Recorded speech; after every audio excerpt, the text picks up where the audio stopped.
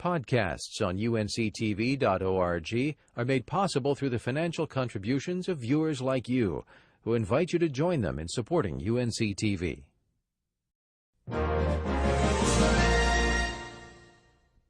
Funding for In the Garden is provided by UNC-TV members and by academic programs and North Carolina Cooperative Extension. Both are members of the College of Agriculture and Life Sciences at North Carolina State University.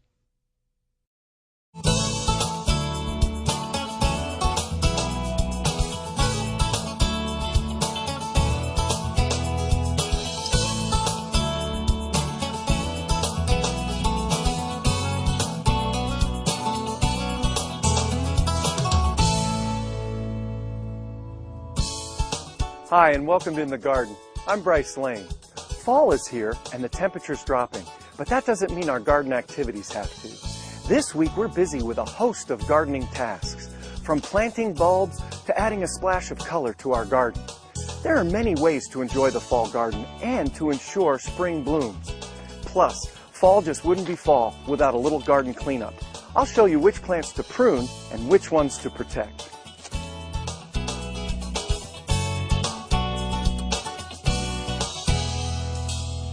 One of the most enjoyable parts about fall gardening is planting spring flowering bulbs. Now these are bulbs that include tulips, hyacinths, crocus, daffodils, and even our good friend garlic needs to be planted in the fall. Now what most people ask me specifically is, when is the best time to plant spring flowering bulbs? Well, general rule of thumb for planting spring flowering bulbs is to plant them after the first killing frost. That would be the real heavy frost that kills perennials down to the ground. Now this is going to vary from one end of the state to the other, but generally we're talking about after November 1st for most areas in the state. Now you can plant these bulbs right up until the end of December and still have them root in enough so that they'll flower the following spring. Now keep in mind, most bulbs are available at the garden centers starting in mid-September through October, and that's when the best time to buy them is. But then bring them home, store them in a cool, dry place, and then plant them after that killing frost. If you forget to plant the bulbs and you find them in your shed after the end of December, don't be afraid, plant them and hope that there'll be enough time for them to root, and oftentimes they'll still grow and flower in the early spring. The next question is, where do we plant these spring flowering bulbs? Now I've chosen this location because it's in my front yard in a public area where the bulbs can be displayed, but moreover, it's a full sun location. Spring flowering bulbs need at least 6 hours of sunlight a day in order to photosynthesize enough to create a new bulb for the following year, so your bulbs will flower year after year. In addition, make sure that you choose a location that's got good soil, that drains well, and that you can work real well. If it doesn't, then you've got to add components to the soil to make it better. Actually, planting bulbs can be quite easy, provided you follow some basic steps.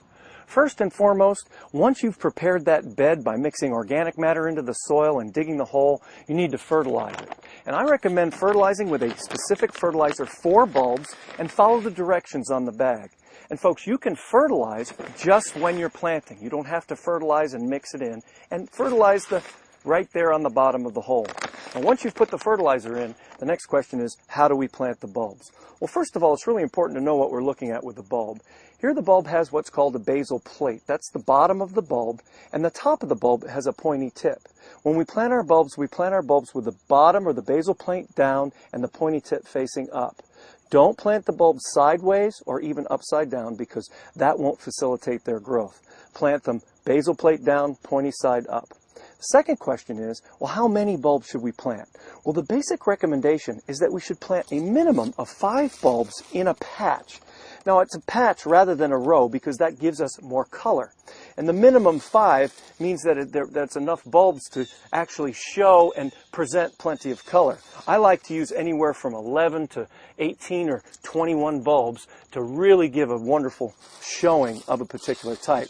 Now, these are daffodils, a yellow daffodil, and I'm real excited about how they're going to look in here. Now, of course, how deep should they be planted? When you use, and here's a general rule of thumb, when you use bulbs that are large, like tulips and daffodils and hyacinth, they should be planted 6 to 8 inches deep in the soil. Smaller bulbs like crocus and grape hyacinth, 3 to 5 inches. good rule of thumb. And when it comes to spacing, about the same thing. The large bulbs should be spaced somewhere between 4.5 to 7 inches apart from one another, and that'll give them plenty of room to root out and grow. Now, of course, I haven't been counting, but let's take a look. 13, 14, we'll put one more bulb in to make 15, and that should give us a real wonderful bulb display in the spring. Now that the bulbs are set, all we need to do is take our soil and gently push it over on top of the bulbs up to ground level. Don't stomp it down or tamp it down. It doesn't need to be compacted. And then follow up by watering it in well and seeing to it that it gets plenty of water. The bulbs will root in, and come springtime, you'll have a beautiful display of daffodils.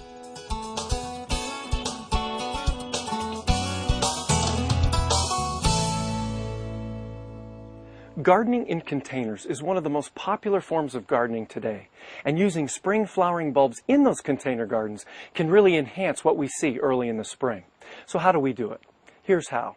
First of all, we need to concern ourselves with a container, and we can choose either plastic or ceramic containers. It really doesn't matter as long as it has those drainage holes in the bottom of the container, so excess water can percolate down through and get out of that container. Secondly, when we start with a bulb garden, we need to concern ourselves with how deep those bulbs are going to be planted. And we're going to create kind of a lasagna effect here in this container. I've chosen a big container because that's going to allow me to plant a lot of bulbs and create a real unique effect.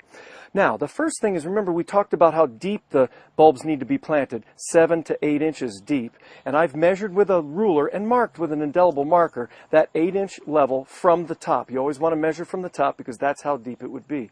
This would be the layer where I've put the soil in that we're going to plant our bulbs. So we use a reputable potting soil and then often add a little bit of bulb fertilizer just like we would if we were planting outdoors.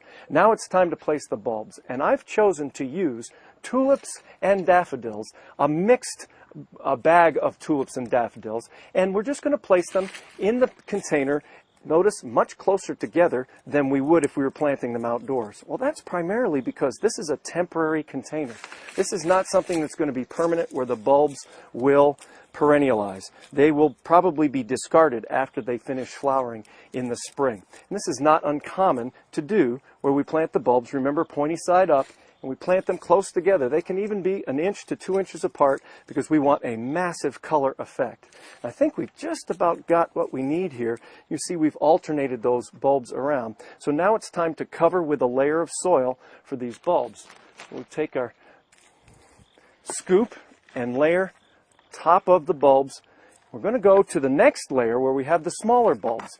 Now, before I continue any more soil, we want to measure and make sure that we bury those bulbs at the proper layer, and that's a 3 to 5 inch deep. So I've got my ruler. I'm going to measure 4 inches. I'm going to split the difference. And with my indelible marker, I'll mark that 4-inch spot. So I know that that's exactly where I need that next soil layer to stop.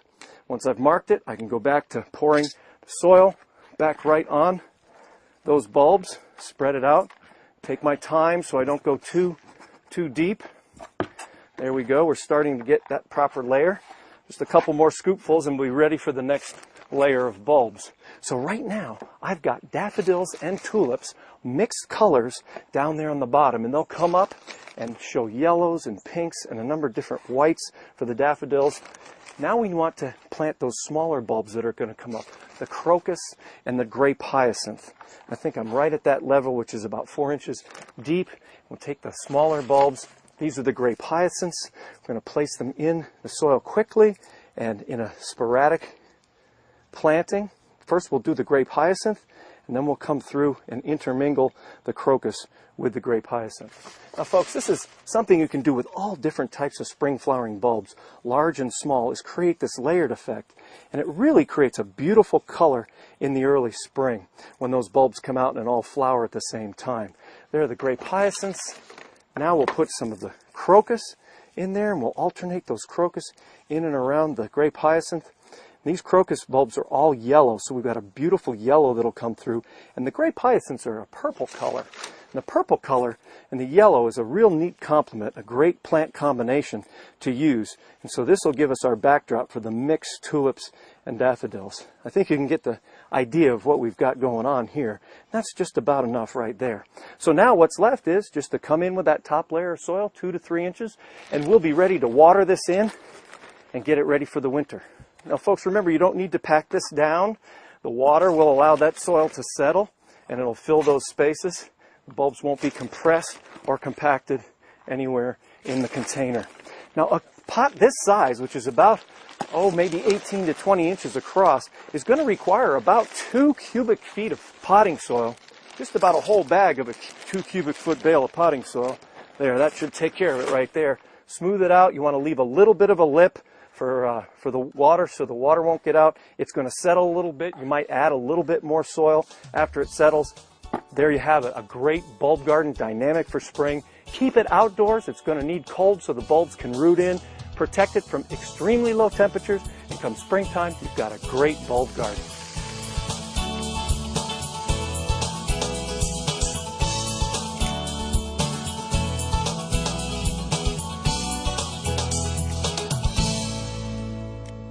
Pruning is another common fall gardening activity, but we do need to be careful about the pruning that we do. We don't want to prune too much and create lots of growth that will die in the wintertime. But here's an example of one of the ways we should be pruning.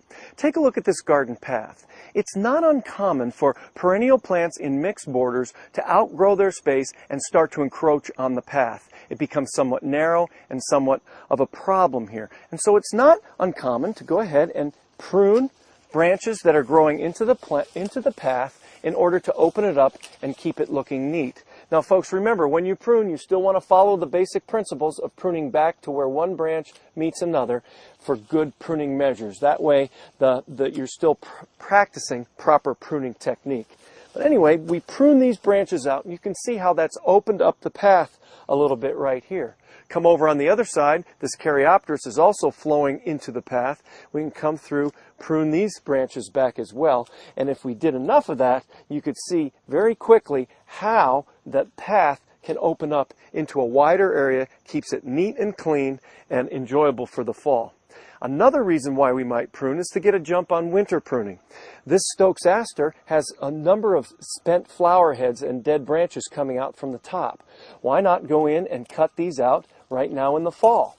And by cutting them out, we're preparing that plant for the cold of winter and keeping the garden looking neat and clean as well. And you can see just a few prunings. We've removed those dead branches. We're ready to go there. So that's another example where pruning would be appropriate in the fall. We're cutting dead material off the plants.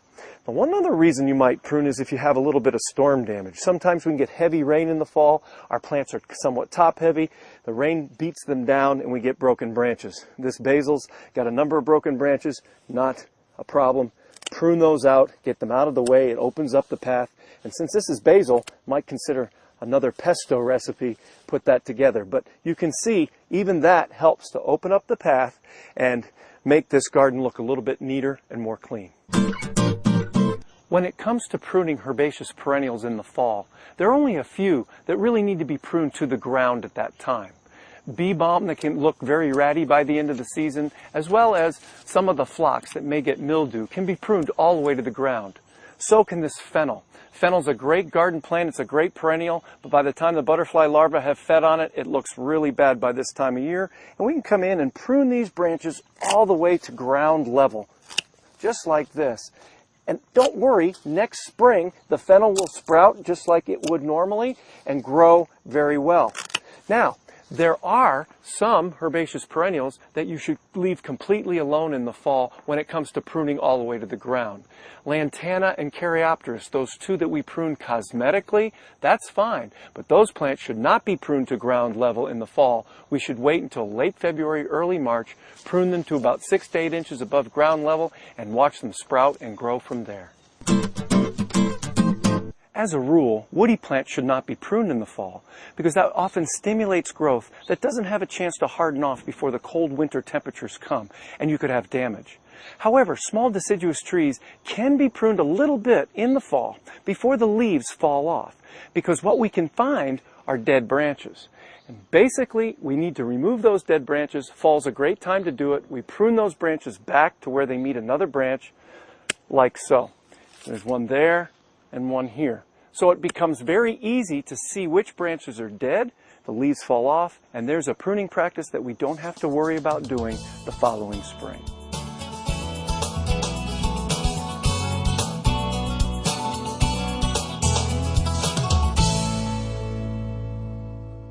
Pansies, Viola whitrockiana. What a great annual for fall planting.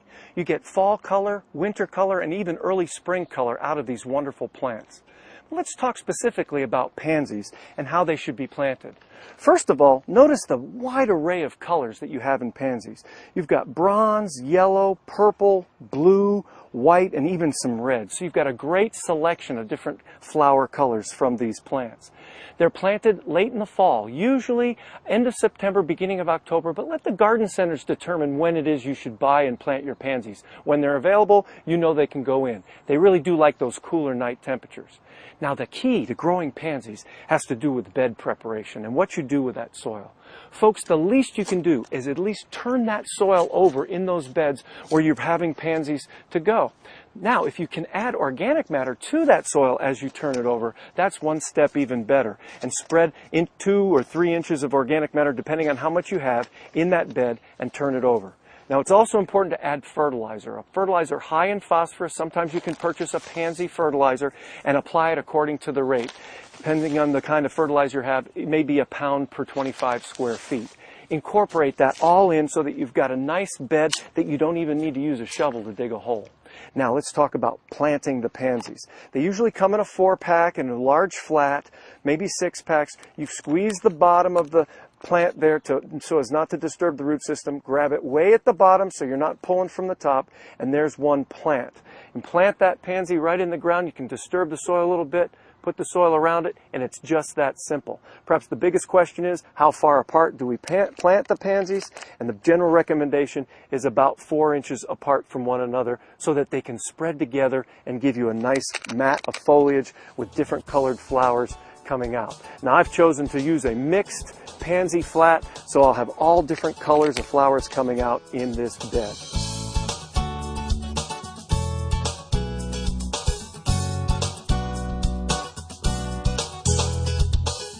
Well, I've got my last pansy planted and the bed is ready to go.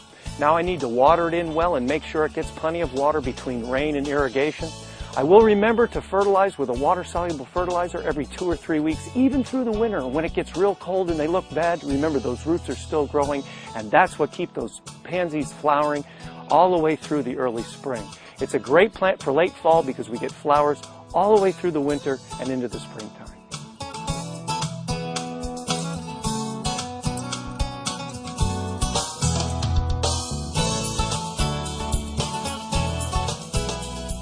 As winter approaches, many tender perennials, like this banana, won't survive the cold.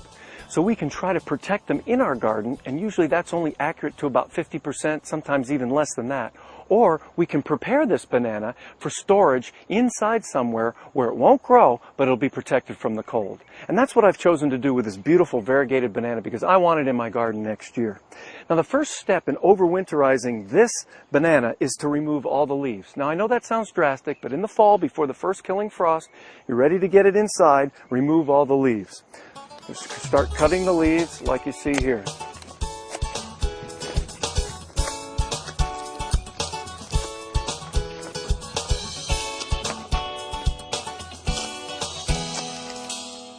Now that I've removed all the leaves from the banana, the next step is to dig it up.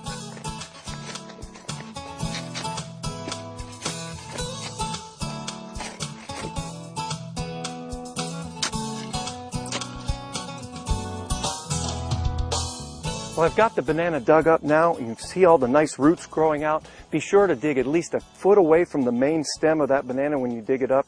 Once you get it dug up, shake off a good portion of the soil, and it's going to store like this, dry in a crawl space or a garage where the temperature won't get above 45 degrees, but it won't get below freezing. Store this all winter long like that in the dark. It won't matter whether there's light or not. Next spring, after the chance of frost is gone, pull it out, take it, plant it in that location where you want it to grow. The main stem will probably have rotted, but the new plants will come from that crown that you spared by bringing it inside during the winter. It's a great way to overwinter bananas and other tender perennials.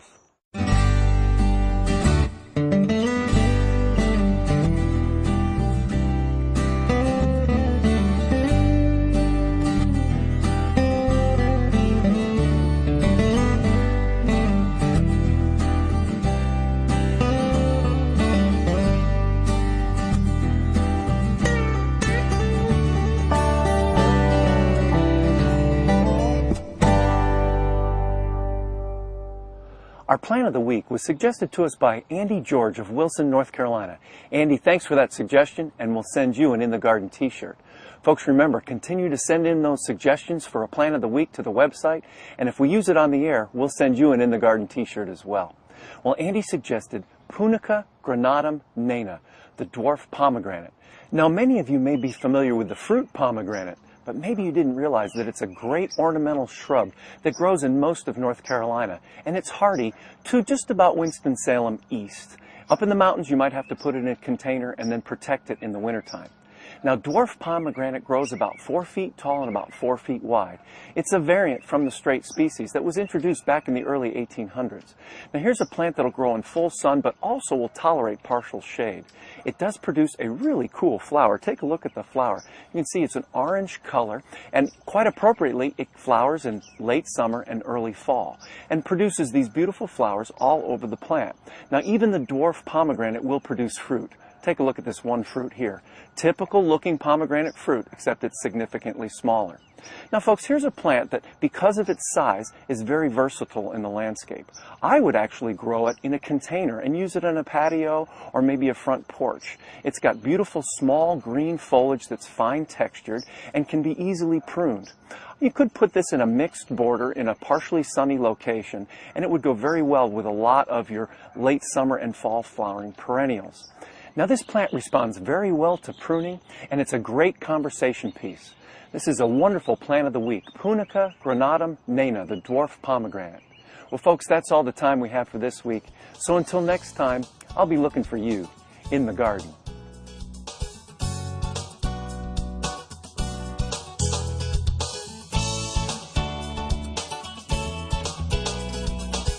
To register for In the Garden, the course, call NC State's Distance Education Program at 1-866-GO-STATE. That's 1-866-467-8283. Or log on to distance.ncsu.edu. For more information about the program or to suggest a plant of the week, go to unctv.org/inthegarden.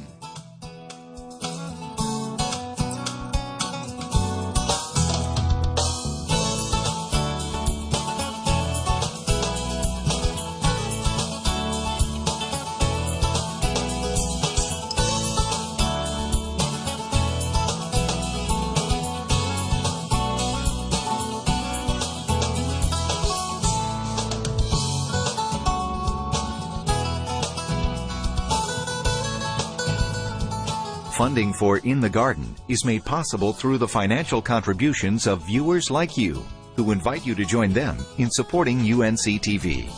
And by Academic Programs and North Carolina Cooperative Extension. Both are members of the College of Agriculture and Life Sciences at North Carolina State University. Additional funding is provided by the North Carolina Nursery and Landscape Association and the North Carolina Department of Agriculture. Introducing TarHeelGardening.com, your online consumer resource for North Carolina's green industry. More information is available. Podcasts on UNC-TV.org are made possible through the financial contributions of viewers like you, who invite you to join them in supporting UNC-TV.